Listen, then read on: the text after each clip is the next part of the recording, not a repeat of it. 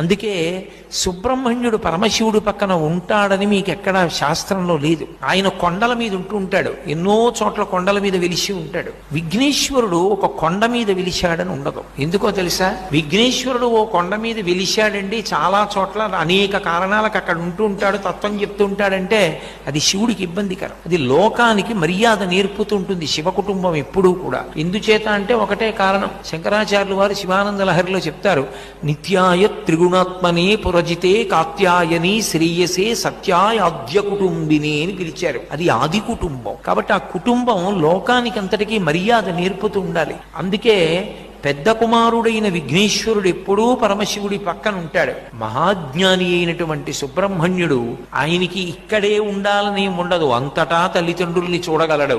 అందుకైన లోకానుగ్రహం చెయ్యడం కోసమని వివిధ పర్వత శిఖరముల మీద వెలిసి ఉంటాడు.